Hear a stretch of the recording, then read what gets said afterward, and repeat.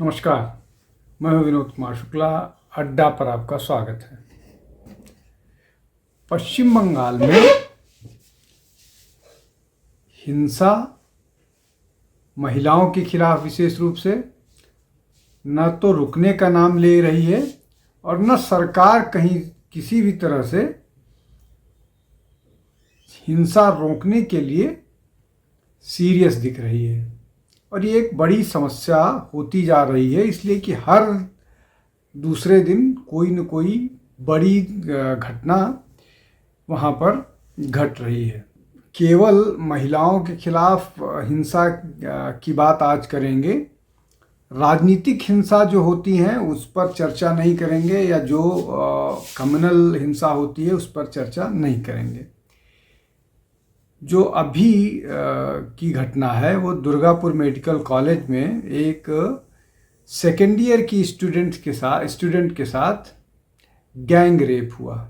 और उसके वो कुछ खाना खरीदने अपने दोस्तों के साथ जा रही थी, तो उनके दोस्तों को रेपिस्ट ने चेज करके भगा दिया। उसके बाद उसको जंगल में खींच के ले गए, उसके साथ गैंग रेप हुआ और उसके बाद उसको वहीं बेहोश छोड़ करके चले गए। बाद में जो उसके साथी थे लौट करके और दोस्तोों के साथ आए, तो वो फिर उसके बाद उसको इलाज के लिए भेजा गया। अब ये एक घटना है।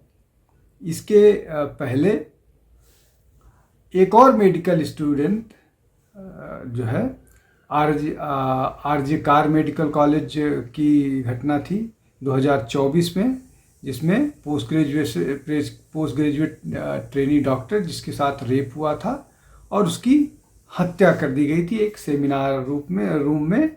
और उसको लेकर के बहुत बखेड़ा हुआ था, लेकिन घूम फिर करके आई गई बात ख़त्म हो गई। साउथ कोलकाता लॉ कॉलेज में एक स्टूडेंट के साथ गैंग रेप हुआ सिक्योरिटी गार्ड के रूम में, और जो इन्वॉल्व था वो तृणमूल कांग्रेस से जुड़ा हुआ व्यक्ति था। संदेश खाली की घटना के बारे में सबको मालूम है कि किस तरह से शेख शाहजहां चुन चुन करके हिंदू महिलाओं को अपने घर बुलाता था और उनके साथ गलत कृत्य करता था। और उसका मुकदमा लड़ने के लिए ममता बनर्जी की सरकार और उसकी गिरफ्तारी रोकने के लिए जब तक कोर्ट को इंटरवीन नहीं करना पड़ा, तब तक उसकी गिरफ्तारी शेख शाहजहां की नहीं हुई। उसके बाद उसकी गिरफ्तारी को लेकर के सुप्रीम कोर्ट से बचने के लिए या उस पर कार्रवाई ना हो और कार्रवाई को किस तरह से डिले किया जाए, डाइल्यूट किया जाए, इसको लेकर के पश्चिम बंगाल की सरकार सुप्रीम कोर्ट तक गई। इसमें सुप्रीम कोर्ट के से उसको बहुत सारी खरी खोटी भी सुननी पड़ी। इसके अलावा चोपड़ा का फ्लॉगिंग केस, जिसमें एक जोड़े को इसलिए पीटा गया पब्लिकली कि उनके विवाहेतर यानी शादी से अलग संबंधों के कारण। ये जो मामला है, इसमें कोई एक जेसीबी करके व्यक्ति है जो तृणमूल कांग्रेस का कार्यकर्ता है। बाद में उसकी गिरफ्तारी हुई, लेकिन उससे बहुत ज़्यादा अंतर नहीं पड़ता है कि गिरफ्तारी हुई क्या हुआ। लेकिन चूँकि ये सारा मामला पुलिस के हाथ में होता है, और ये जैसे जो आरजी कार वाला मामला था, आरजी कार वाले मामले में इस सब घटना के बाद एक भीड़ आती है और जो घटना स्थल है वहाँ पर तोड़ फोड़ करके पूरा एविडेंस ही डिस्ट्रॉय कर देती है। और उसमें एक व्यक्ति की गिरफ्तारी हुई है। घूम फिर करके सारा ब्लेम उस पर डाल दिया गया है। और सीबीआई को उस मामले में कोई एविडेंस नहीं मिला, बावजूद इसके कि अदालत ने इस मामले को इन्वेस्टिगेट करने का जिम्मा सीबीआई को दिया हुआ है। सीबीआई को एविडेंस कैसे मिलेंगे जब एविडेंस वहाँ पर डिस्ट्रॉय कर दिए गए हैं। ये सिर्फ पश्चिम बंगाल में ही संभव है। और अगर आप पश्चिम बंगाल में इसके खिलाफ आप विरोध प्रदर्शन करते हैं तो आपको धमकाया जाता है। लगातार वो है। और यहाँ जब सरकार को और चुनाव आयोग जैसे संगठन को प्रदेश की मुख्यमंत्री और गृह मंत्री धमकाती हैं कि अगर आप ये लागू कीजिएगा तो राइट्स हो जाएंगे, मतलब ये कि अगर राइट्स होंगे तो वहाँ की पुलिस क्या करेगी, प्रशासन क्या करेगा। जब आपके बस का नहीं है राइट्स कंट्रोल करना, तो आप क्यों वहाँ पर प्रशासन में है, आप छोड़ के जाइए, जिसको जिम्मेदारी होगा वो करेगा। खैर, लेकिन इस तरह की बात कोई नहीं कर सकता है। उनको, ममता बनर्जी को मालूम है कि ममता बनर्जी चुनाव के समय बंगला सेंटिमेंट खेलेंगी और सारा प्रशासन और ये अत्याचार महिलाओं के खिलाफ ये सब भूल करके वहाँ की जनता उनको वोट करेगी। और इस बात को लेकर के, और बाकी जो बची खुची कोर कसर है, वो 30% जो माइनॉरिटी पॉपुलेशन है वो पूरा कर देगी, इसलिए कि वो आंख बंद करके माइनॉरिटी अपीसमेंट करती हैं। खैर, अब ये जो बात आई, मैंने जो गिनाया, अब ये जो सिर्फ 2024 और 2025 की घटनाएं मैंने बताई, जबकि अगर आप इसको उठा करके पिछले 10 साल का या जब का रिकॉर्ड देखिएगा, तो हर साल इस तरह की दर्जनों घटनाएं हैं जो वहाँ की प्रशासन व्यवस्था को, लॉ एंड ऑर्डर को पूरी तरह से ध्वस्त करती हैं। दुर्भाग्यपूर्ण बात यह है, दुर्भाग्यजनक बात यह है कि एक महिला मुख्यमंत्री, वो ना तो महिलाओं के खिलाफ हो रहे इस तरह के क्राइम को एक्नॉलेज करती है, उल्टा दूसरों को इसके लिए दोषी ठहराती है। और ये कहा जाता है कि पश्चिम बंगाल को बदनाम करने की कोशिश की जा रही है। पश्चिम बंगाल, जिसके बारे में जो बोला जाता था कि ये पश्चिम बंगाल जो है वो सांस्कृतिक धरोहर की जगह है, संस्कृति की बात, साहित्य की बात करने वाली जगह है, वो क्राइम की जगह बन गई है। वो इस तरह की घटनाओं के लिए और माइग्रेशन के लिए जाना जा रहा है।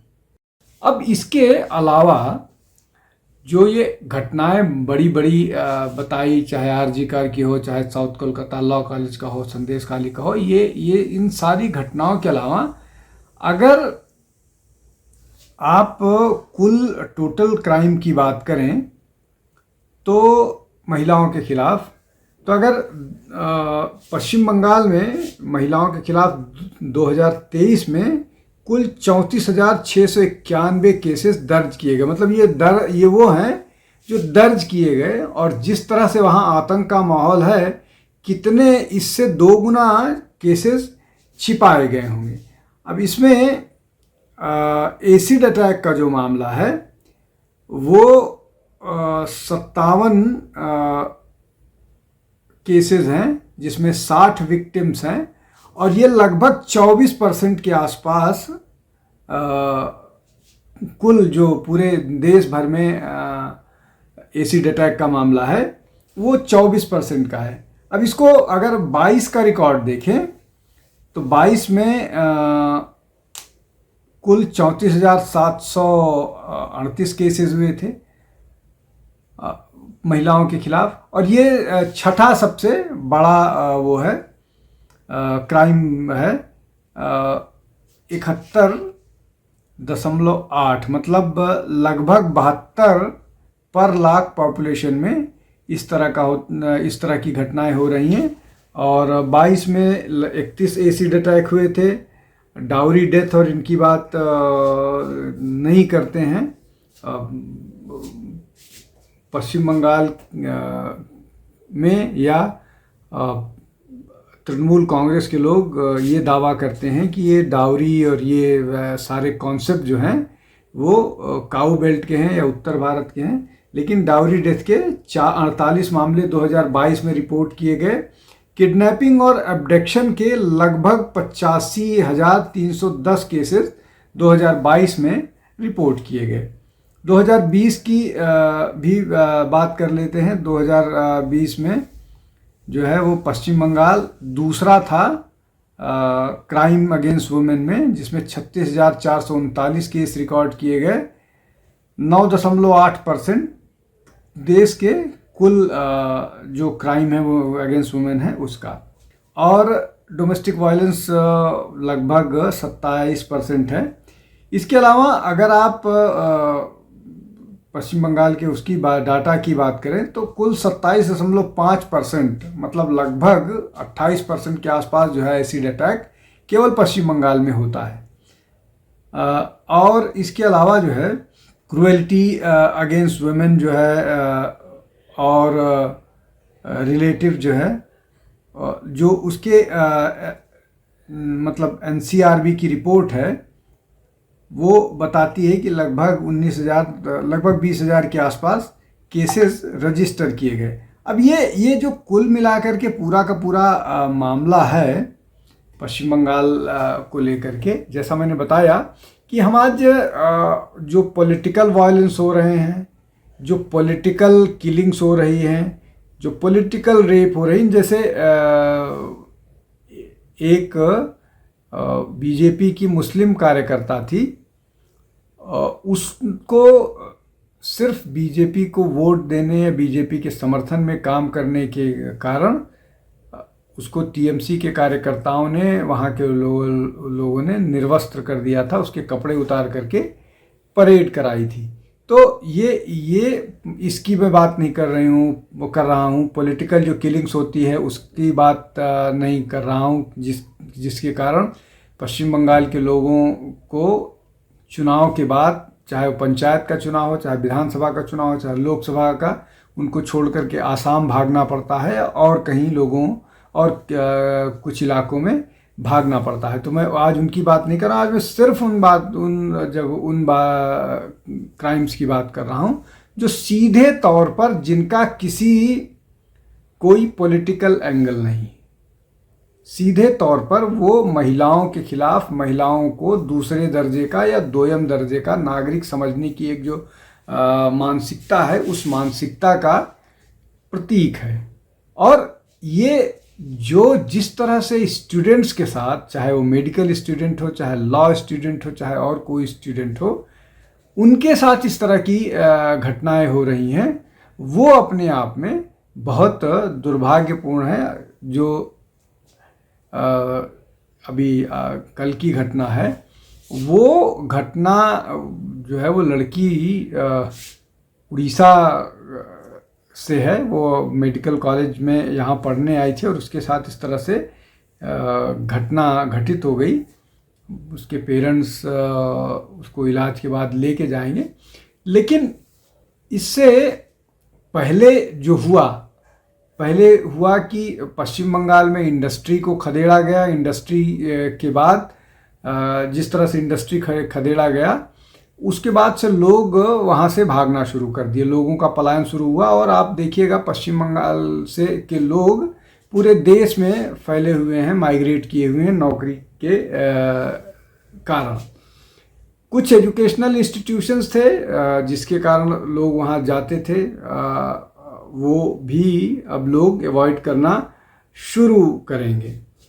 तो अगर इस तरह की घटनाएं एक के बाद एक लगातार घटित हों, चाहे जैसा मैंने बताया कि 2 मेडिकल स्टूडेंट्स के साथ घटना घट गई, आरजी कार और दुर्गापुर मेडिकल कॉलेज, उसके अलावा साउथ कोलकाता लॉ कॉलेज में, तो मतलब 3 एजुकेशनल इंस्टीट्यूशंस में इस तरह की घटना, और बहुत सारे हैं जहां पर मोलेस्टेशन, रेप और इस तरह की बहुत सारी और घटनाएं हैं। तो क्या ये एक महिला मुख्यमंत्री के प्रदेश में इन सब चीज़ों को ऐसे होते देना चाहिए? अभी जब एसआईआर को लागू करने की बात हो रही थी पश्चिम बंगाल में, तो ममता बनर्जी ने बोला कि दंगे हो जाएंगे।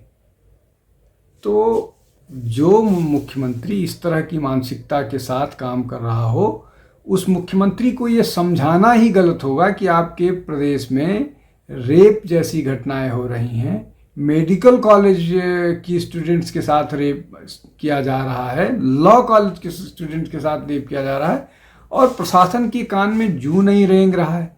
अब सीबीआई आएगी किसी केस को इन्वेस्टिगेट करने पश्चिम बंगाल में, ईडी आएगी तो उसका सरफोड़ दिया जाता है। कोई व्यक्ति ममता बनर्जी के खिलाफ या कोई ऐसा जो माइनॉरिटी को वो जिससे वोट बैंक अफेक्ट हो रहा हो, उसके खिलाफ पश्चिम बंगाल की पुलिस इतना सक्रिय होती है कि वो गुड़गांव पहुंच जाती है उसकी गिरफ्तारी के लिए। लेकिन प्रदेश में, प्रदेश की राजधानी में इस तरह की घटनाएं घट रही हैं और प्रशासन मूक दर्शक है, कुछ नहीं कर पा रहा है। दुखद। आज के लिए बस इतना ही। आप हमारे साथ जुड़ते रहिए, हमारे चैनल को लाइक कीजिए, शेयर कीजिए, सब्सक्राइब कीजिए। बहुत बहुत धन्यवाद। नमस्कार।